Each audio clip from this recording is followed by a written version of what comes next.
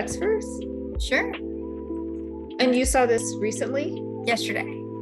Oh, okay. Hi, welcome to No Movies in Hell. I'm Chris Geiger. I'm LaCoste Scott, and today we are reviewing X, A24 film. Another A24 film. Man, they are churning them out. Yes, this is really an interesting movie. I had no idea the concept that it's just kind of like gory, bloody film, but I feel like this one was just slightly different in having a backstory that I'm actually interested in learning more about. Right. I mean, we know I'm not a horror movie fan, especially like a gore horror movie. Like Guillermo del Toro, love his stuff. Nightmare on Elm Street, stuff like that, I'm not a huge fan of. So when I saw the trailer for this, I thought, well, I don't know that I'll like it, but it's A24, which makes me feel like it might be a little bit better than most of them. And also, LaCroix's probably going to see it, so I will go see it. This is my year of experimenting with new things. Oh, thank you. I did just see it yesterday. So not having a tremendous background in horror, I will say that I think it's probably better than most horror movies that are of this genre, like kind of the gore. And I think that because most of the time, like it's traditional to make fun of like how the characters make such poor decisions. Like, oh, this person is doing this, and then they go off by themselves. But actually in this movie, it made sense. Like the decisions that they were making, like, oh, you need me to help you? Okay, I'll come out and help you. Now, maybe you should put some more clothes on before you go out to help, but that Yes. costume is a different category. Yes. The logic there, they well-intentioned, but Right. So, but if you were staying in someone's like boarding house and they came and asked you to help them find their older, like their elderly person who might have wandered off, like you would go and help them. That is a reasonable thing to do. So it wasn't just like these crazy decisions that people are making. Some of them were crazy decisions, but most of them seemed like, okay, that's rational. Like the going into the cellar one was like, yes. Yeah, it's like yeah, I just very interesting. I thought it was funnier more so than scary. Just because you have kind of, I guess for me, having like kind of the background and context of these, like historical context of these different horror films and like Chainsaw Massacre, and how things normally are laid out in the plot of you get these strangers, they go to a house. In this case, they're renting a boarding house, and then they try to escape, they try to understand what happened, what went wrong in their journey. In this case, we have a bunch of people trying to make a smut film in the 70s, and then you have a subplot of the character. You don't really know their background, you don't know their story, but they just want to be famous. And they, it's funny, I feel like it's very practical of them to like go to a gas station, buy like really basic things, and we're gonna have like bread and jam and all this other stuff to, and we're gonna film in this this house. And then then you start getting all the, I guess, Chekhov's alligator and Chekhov's gun and all these certain elements that start to come together towards the latter half of the film. Knowing that the character Pearl, and like having some type of background of what she liked to do, what she can't do now, and then kind of her envy of some of the characters was just really, really funny. Right. Like that part was, I think it was horror on two levels, right? There's the horror of aging, and then the horror of like the normal horror that you were expecting of the murdering horror. I like that there was that element of the horror of aging, but it was also very confusing at times because there's a guy who's strung up in the basement. These are very old people. Mhm. How did they do that? And also they're moving like bodies around in Yes. the night. How are they doing that? They're very strong Yes. for their Yes. age and seeming feebleness. And it's not like, it'd be one thing if they were sort of pretending to be more feeble when the other people are around, but when they're alone, they're walking as if they can just barely walk. So Mhm. that that was confusing.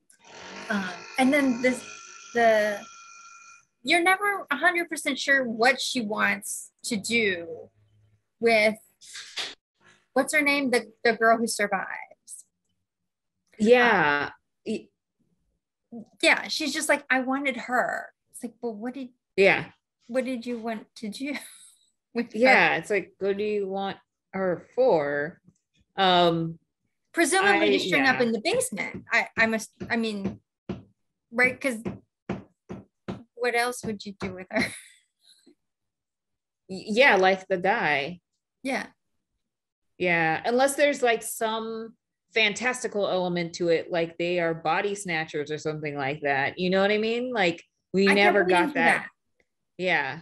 Like, oh, Yeah. well, is this going to take another left turn and be, kind of a weird fantasy element as part of the horror part? And because, the horror is just so straight on, it's just people getting shot or stabbed or, whatever, whatnot. And then I've never seen in a horror film or any other film otherwise, it could be like an adventure film, if someone die of a heart attack. Well, there were also other things that like you didn't really like, and maybe this is just normal for horror movies, but like the first guy that she stabs in the neck, like he just falls down. Which I Mm-hmm. get that you would be surprised that someone just stabbed you in the neck, but you're not instantly dead from that. Like you've got to like, so he just lays there. Like he doesn't fight when she's like starts like stabbing him more. Yeah. So that seemed funny, like a funny reaction. And then the dancing in front of Yes. the van. That reminded me of the movie Mother. Did you see that? No, I haven't seen that. That was like Jennifer Lawrence one. Not the Darren Aronofsky one. Okay. It did not remind me of that at all. But there's another movie called Mother. It's a Korean movie, but I think it's by the same guy who did The Host and Parasite. Okay. And it was on Netflix. I don't know if it still is, but it's very good. But there's a scene where she dances, and I was just like, oh, this is very like Mother-ish. And it was early enough in the movie that I was like, is this going to go like that way? Mm-hmm. And then, of course, every time she like touched the one girl, I was like, this is where it happens. This is where they switch bodies. This is where like Yes. she gave her some lemonade. This is where it happens. Yep. Yeah.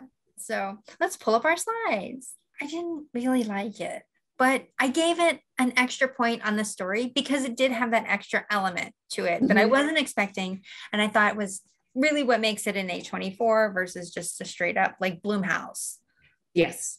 Yeah. It was, oh, if it's compared to a Bloomhouse, it definitely wasn't going to, that's just a whole different type of category of horror. But I thought it was okay. I thought like I liked what they're trying to do. It's definitely reminiscent of like B film, B movie, 70s films. I wish that there was more character development, and I think I've read that they're trying to do a prequel of of Pearl that's coming out at the end of the year. So Oh, if if that comes to fruition, then we'll have more of the backstory and understand if what's to come of that character.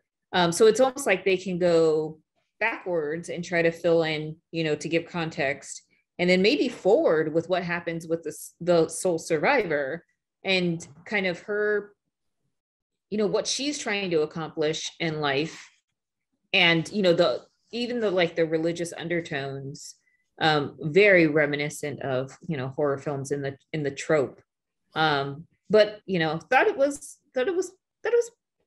better than Scream, for example. But pretty, but okay, just okay. Do you have anything to plug at the end of this episode? Let's see. No, I don't have anything. I have nothing to plug. How about you, Chris?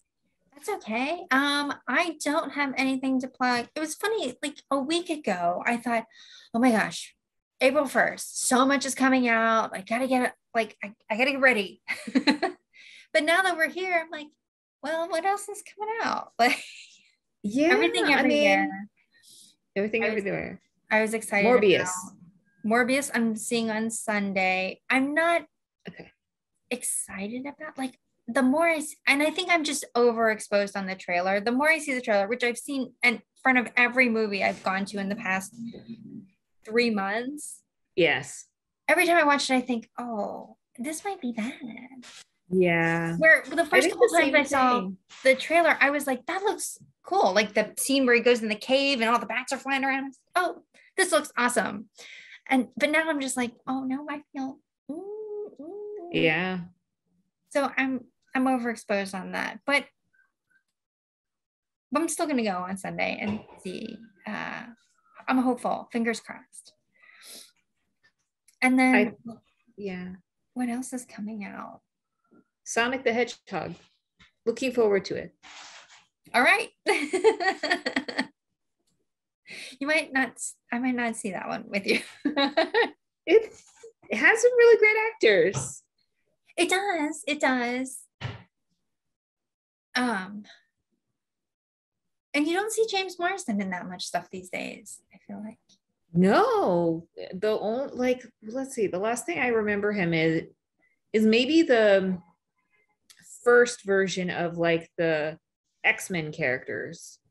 I don't know if he's on like a TV show, but he's like in a lot of things. He's like a character actor, and I think this might be the very few moments where he's a lead. He's very classically good looking. Mm-hmm. Well, I think it's harder to be a character actor. Like there are just very few roles written for like exceptionally good looking side characters. That's true. But he does play a very good like sort of second lead, right? Like in in The Notebook, he was the guy who didn't end up with Rachel McAdams' character. And then I think he was the second lead in something else too, like that came out right around that time. Or was it 27 Dresses? That wasn't around the same time. Oh, yes, I think so. Yeah. But he was the lead in that, I think. Yeah. So yeah, you just didn't see that much after that. But so yeah.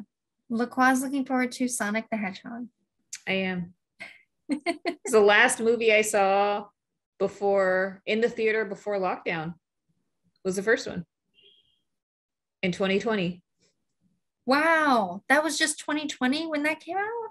Mm-hmm. That seems like it was out. It seems like that came out a very long time ago. Wow. Okay. Mm-hmm. Well, good. You can bookend the pandemic with Sonic the Hedgehog. Oh my gosh, I hope so. We'll see. All right, everyone. Thanks for watching, and we'll see you next time.